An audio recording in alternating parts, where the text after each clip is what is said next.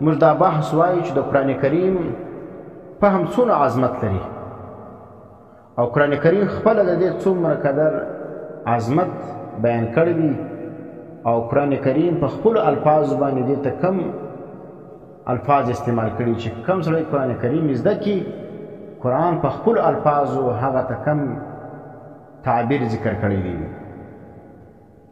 اول دا دی چې څوک قرآن کریم زده کړي په قرآن کریم باندې سر خلاص کړي دا دومره قدر غټ شی دی چې قرآن کریم دې ته خیر کثیر ویلی دی. د قرآن کریم فهم چې کوم دی دا سبب د خیر کثیر دی. نو اوس خیر کثیر دا معنا ډیر خیر. سوره بقره کې الله فرمایي یؤتی الحکمة من یشاء ومن یؤت الحکمة فقد اوتی خیرا کثیرا. ورکی الله حکمت من هر هغه چا لره شاء چې وغواړي ومن هر هغه څوک یؤت الحکمة چې ورکوو سو د لره حکمت فقد اوتی خیرا کثیرا په تحقیق سره ورکوو سو د لره خیر کثیر. وینې نو دلته ګوره دغه فهم د قرآن کریم چې څوک په قرآن کریم باندې سر خلاص کړي قرآن ووایي الفاظ یې زده کړي معنا یې زده کړي او د قرآن کریم تفسیر یې زده کړي دا خیر کثیر. ځکه سوره بقره کې دې ته حکمت ویل سوي او د حکمت څخه مراد چې دی خیر کثیر دی. بیا بعضو د حکمت څخه مواعظ د قرآن کریم اخیستي دي بعضې دې څخه علم او فهم مراد دی او بعضې وایي د حکمت څخه مراد هغه نبوت دی او بعضې وایي دې څخه قرآن کریم او په هغه کې چې کوم عجایبات او اسرار مراد دي دغه مراد دي. نو چې هر یو واقع دا چیز د خیر کثیر که نبوت هم خیر کثیر دی که علم دی هغه هم خیر کثیر. ځکه قرآن چې زده کړي بیا یې نور ته بیان کړي بیا دا سلسله جاري تر قیامته پورې به روانه وي نو دا خیر کثیر دی. ته به مړې ستا شاګردان به دغه قرآن چې کوم دی هغه نور خلکو ته بیانوي. او مواعظ د قرآن کریم دا هم ګوره چې ته په قرآن په نصیحتو باندې خپل عمل وکړې او دغه نصیحتونه نور ته بیان کړې نو دا چیز د تر قیامته به دا سلسله روانې دا ټول چیز دا خیر کثیر دی. دویم دا دی چې قرآن کریم څوک زده کړي الفاظ زده کړي معنا زده کړي تفسیر زده کړي خپل 24 غنټې زندگی د قرآن کریم د هدایاتو په روشني کې تیر کړي نو قرآن زده کړه دا سبب د صراط مستقیم ده. چې کوم سړی قرآن کریم زده کړي دا سړی موږ وایو چې دا بالکل پر صراط مستقیم روان دی. دا اوس خلک وایي اختلافات ډېر دي موږ کومې خوا ته ولاړ شو د چا دا ومنو او د چا دا مني که نه مني هغه خپل کار دی خو قرآن تا هېر کړی دی. قرآن ووایه صراط مستقیم تا ته خپله قرآن درښیي ځکه الله قرآن داسې کتاب نازل کړی دی د انسانانو د هدایت دپاره چې انسان ژوند تېري قرآن ته به ګوري. ته قرآن ووایه قرآن تا ته خپله سیده لار درښیي تا ته د جنت لار درښیي. په وخت د اختلافاتو کې د چا خبره ومنې دا قرآن تا ته درښیي. نو دویم دا دی چې قرآن کریم زده کړه دا سبب د صراط مستقیم ده. او دریم دا دی چې دا قرآن کریم زده کړه دا د الله پاک د خاص رحمت سبب دی. کوم انسان چې قرآن زده کړي الفاظ صحیح وایي معنا صحیح کوي او تفسیر چې کوم دی هغه صحیح کوي دغه خلکو باندې به الله پاک خپل خصوصي رحمت کوي. لکه سوره اعراف وګوره 204 نمبر آیت کې ذکر کوي وَإِذَا قُرِئَ الْقُرْآنُ فَاسْتَمِعُوا لَهُ وَأَنصِتُوا لَعَلَّكُمْ تُرْحَمُونَ. څوک چې ویل کېږي قرآن کریم چې قرآن ویل کېږي نو اول ادب دا دی فاستمعوا له غوږ کښېږدئ قرآن کریم. استماع وایي قصد استماع لره ته به دلته غوږ ږدې دپاره د اورېدو کس به دی چې دا قرآن کریم واورم نو چې کس دې وکړي ثواب به تا ته میلاویږي. وانصتوا او چوپ سئ لعلکم ترحمون. فاستمعوا غوږ کښېږدئ قرآن لره وانصتوا او چوپ چاپ سئ.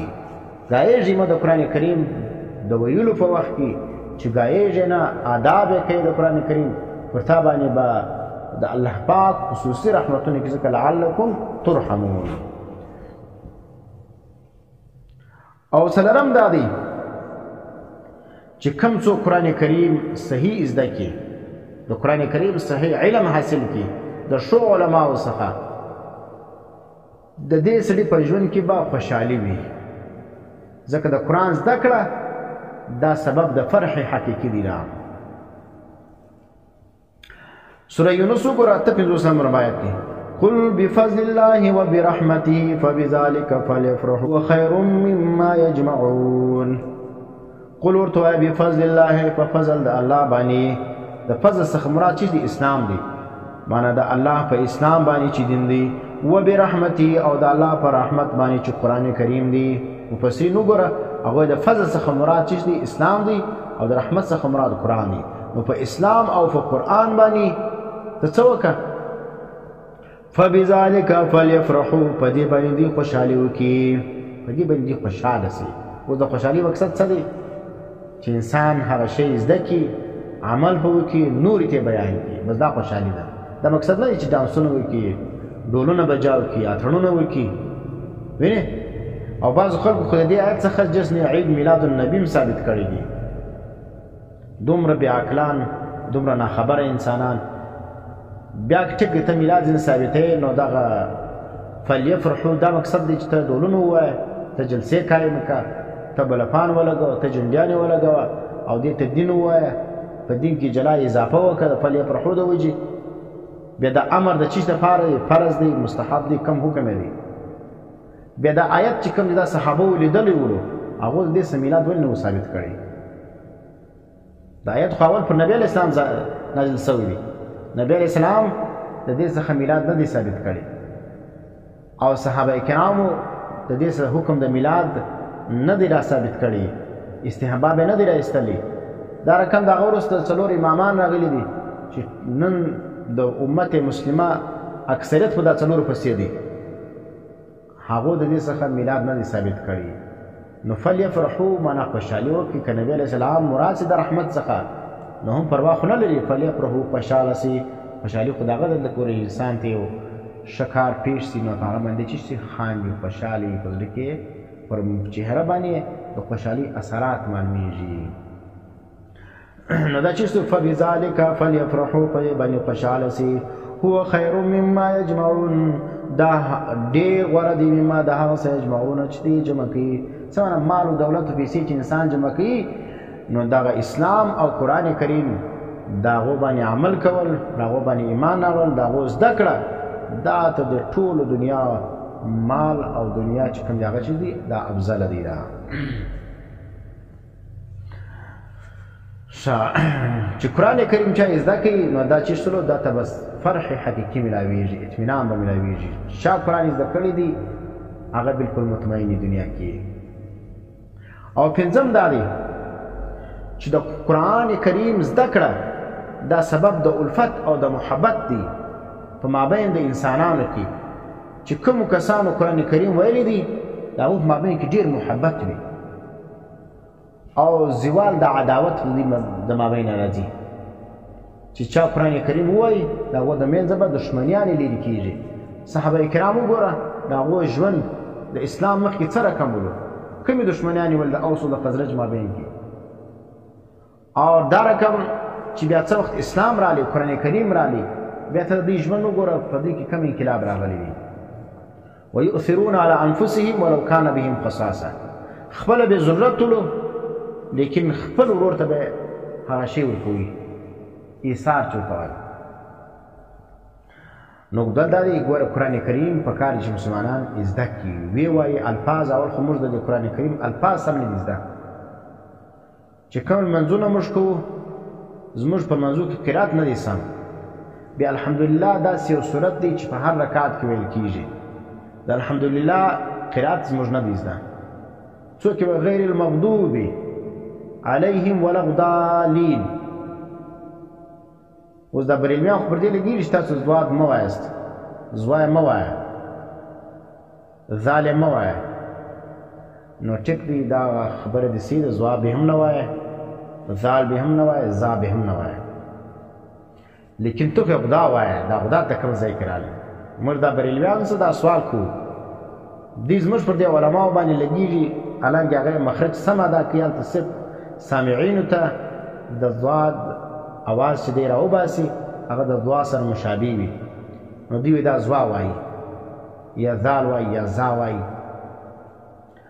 نو ټیک دی ضوا به هم نه وایه ذال به هم نه وایه ذا به هم نه وایه د دې خپل مخرج دی چې د ژبې اړخ د زامې د غاښو د بیخ سره ټچ کړل سي نو د ضاد مخرج ادا کیږي او دغه عالمګیري لیکلي دي چې دا په وخت د سیما کې که چیرې د اواز د ضوا سره مشابه وي نو بیا پروا نه لري سړی توی د خپل مخرج څخه ادا کړي او په اواز کې د دې مشابهت د ضوا سره دی نو که هغه رقم خلک یې واوري او د خپل مخرج څخه ادا کړي پروا نه لري نو بریلویان وایي تاسو ضوا وایاست نو ته د خپلو غوږو علاج وکړه کتابو فقهاو دا لیکلي دي چې دا په صوت کې مشابه د ضوا سره دی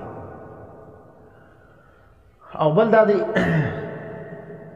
دا خلک خو یې صحیح و ضوا وایي هر څه چې وایي موږ مسله واضح کړه چې ضوا به هم نه وایي ذا به هم نه وایي ذال به هم نه وایي او غدال او غدات به هم نه وایي تو خو غدات وایي غین او دال دواړه پکې جمع کوي غین او دال د کومه ځای پکې راځي ستا دا خو بیخي غلط دی ستا دا خو په یو مذهب هم باندې نه دی جایز چې ته غیر المغضوب علیهم ولا الضالین دا خو په یو مذهب کې دا شی نشته اوس ضاد چې کوم دی هغه خپل مخرج سړی د هغه تلفظ وکړي نو د ضاد سره مشابه د هغه اواز راوځي نو پروا نه لري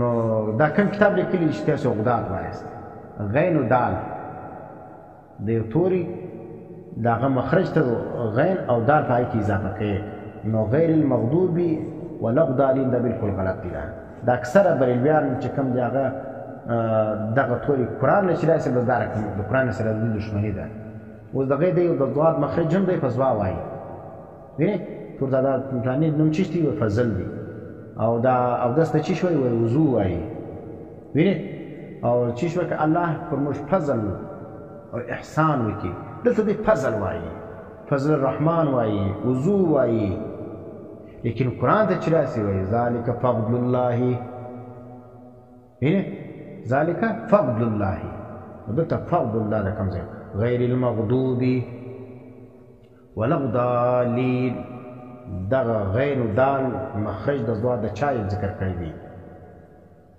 دا بالکل دغه بریلویان چې کوم دی چې دا غدات وایي دا چې بیا د دې ترغیب چلی چې تاسو دغه توري دا رقم وایست دا بالکل د قرآن کریم او د قرات دشمنان خلک دي د قرات هم نه وایي خپل هم نه وایي نور خلک هم زنا ګرځي او دا رقم قرات باندې لمونځ کول چې عالم وي دا بالکل نه صحیح کېږي وینې یو عالم دی پر قرات باندې قدرت لري صحیح ادا کړي او دی د چیش کې د خلکو د دښمنۍ د وجې دا وایي ولا الضالین دا داسې لمونځ بالکل نه دی صحیح په داسې لمونځ کول هم ناجایز دی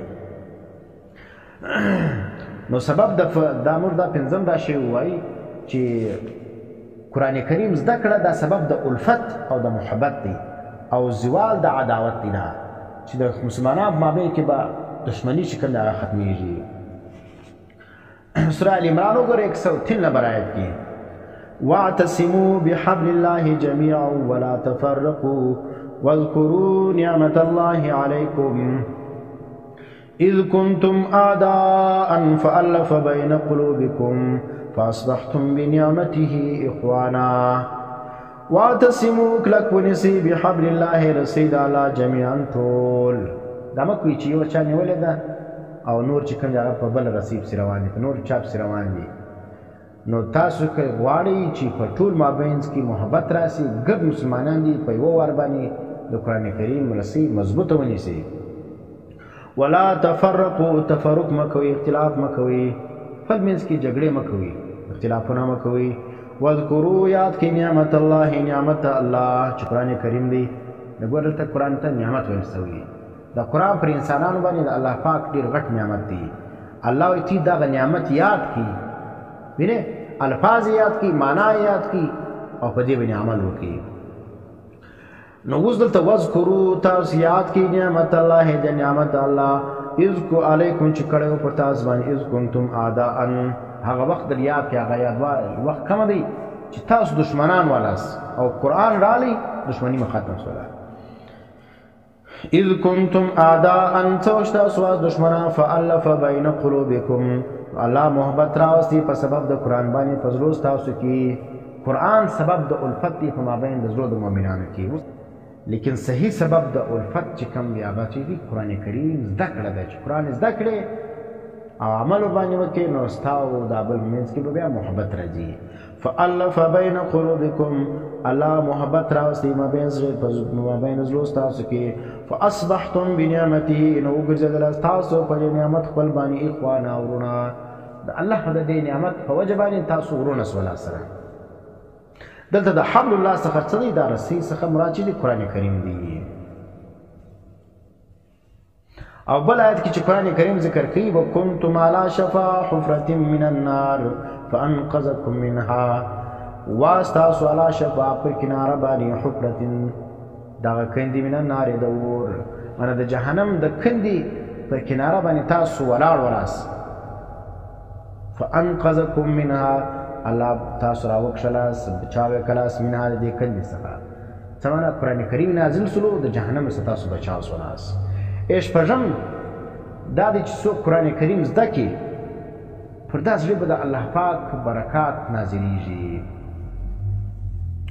تاسو سوره مائده وګورئ 46 نمبر آیت باندې ولو انهم اقاموا التوراة والانجيل وما انزل اليهم من ربهم لاكلوا من فوقهم ومن تحت ارجلهم. اوس خلک وایي لاین شکایت کی مالی حالت کمزوری دی، نو د هغه کې یو سبب دا دی یا مسلمانان دا شکایت کی چې زموږ ډېر مالی حالت چې کوم دی کمزوری دی. هغه اصل سبب دا دی چې مسلمانان دي کملایان دي چې هر څوک دي د قرآن کریم د فهم څخه دی اعراض کړی دي.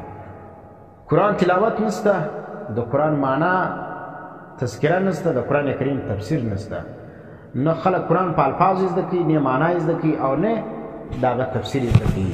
نو چې دا نه زده کوي نو خود به د الله پاک غضبونه او لعنتونه او بې برکتي پرې نازلیږي. نو دا سبب د نزول د برکات الهیو دی چې کوم سړی دا غواړي چې په ما باندې الله پاک برکتونه نازل سي نو قرآن کریم دې زده کړي. سوره مائده وګورئ 8 نمبر آیت دغه 8 نمبر آیت ولو انهم کچیری دا کسانو اقاموا التوراة دی عمل کړی په تورات باندې د یهودیانو، کچیری د یهودیانو په تورات باندې عمل کړی وای، څه اقامت د تورات څخه مراد دی؟ تورات الفاظ یې ذکر کړي وای، معنا یې ذکر کړي. دا یهودیانو تباسل ځکه دغه تورات الفاظ و معنا او دغه صحیفه یې ځای کړي، الفاظ کې تغییر او تبدل راوستي، تحریف یې وکړي. والانجیل دا رقم دا نصاراو د انجیل دا رقم حفاظت کړي وای، الفاظ و معنا او دغه تفسیر یې ذکر کړي وای او په هغه کې تحریف نه وای کړی. وما هر کتاب انزل الیهم چې قرآن کریم دی چې نازل شوی دی لره، هر کتاب چې نازل شوی دی من ربهم رب د جانبه، معنی چې د دې اقامت دی وکي. ګوره الفاظ زده کول، معنا زده کول، تفسیر او بل اقامت څخه مراد تنفیذ مراد دی چې دغه قرآن کریم په ملک کې تنافذ کې دغه نظام رایج کې بس بیا ته ګوره لاکلوا خامخا به دوی خوراک کړی من فوقهم د لوړ د جانبه، لوړ د خاصه به الله پاک پر دوی باندې چیش کړی میوې به نازل کړي وای، څه معنا درخت به میوې کړي وای، الله به د اسمان څخه بارانونه ورولي وای. ومن تحت ارجلهم او لاندې تر پښو څه معنا د ځمکې څخه به میوې راوتلې وای.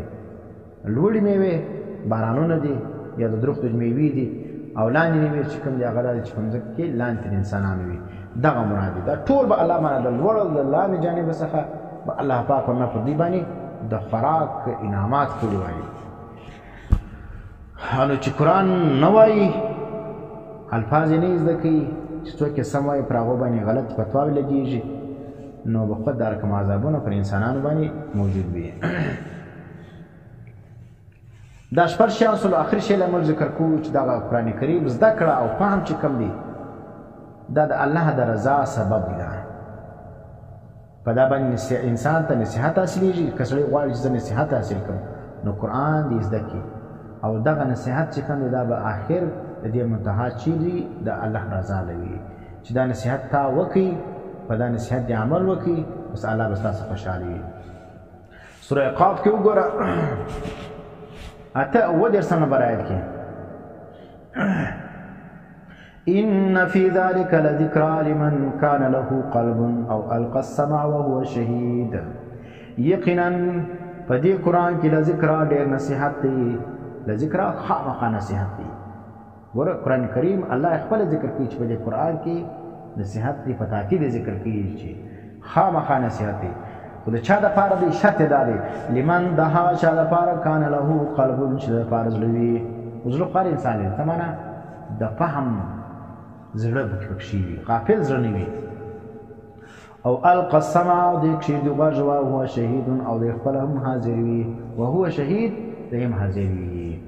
نو غوږ یې ورته کښېږدوي، زړه باندې هم توجه وکړه او دی خپل هم دلته موجود وي. معنا د قرآن کریم په مجلس کې براه راست د جسم حضور چې کوم دا سبب چې دی دا د نصیحت دی. یو سړی د چا نصیحت دغه یې اوري، هم څه اثر کوي، په کیسټ باندې اوري، په موبایل باندې اوري، اثر کوي. لیکن چې سړی براه راست هغه مجلس ته حاضر سي، دا چې کوم دا ډېر اثر کوي په انسان باندې، دا ډېر غټ انقلاب راولي په انسان کې.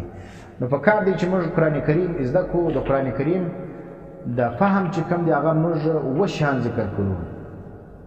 اول دا دی چې څوک قرآن کریم زده کړي خلاصه یې دا سوله دا ډېر د برکت شی دی چې دا چې دی دا سبب د خیر کثیر دی چې قرآن دې ته حکمت ویلی دی. او دویم دا دی چې قرآن کریم علم او تفسیر او الفاظ دا زده کړي دا سبب د صراط مستقیم دی. سړی به پر صراط مستقیم هغه وخت بلل کېږي چې قرآن صحیح الفاظ وایي، صحیح معنا یې زده کړي او صحیح تفسیر یې زده کړي.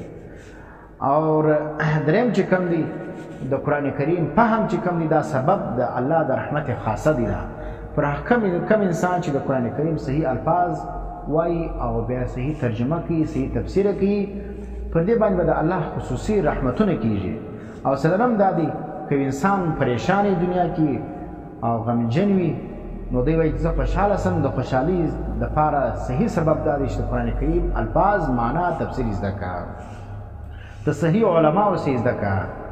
اوس خو دا رقم ګمراهان هم شته چې هغه تفسیرونه کوي، د قرآن کریم ترجمې کوي، لیکن هغه کې چې شوي خلک نور ګمراه کوي. صحیح علماو څخه قرآن کریم زده کړه دا سبب د فرح حقیقي دی.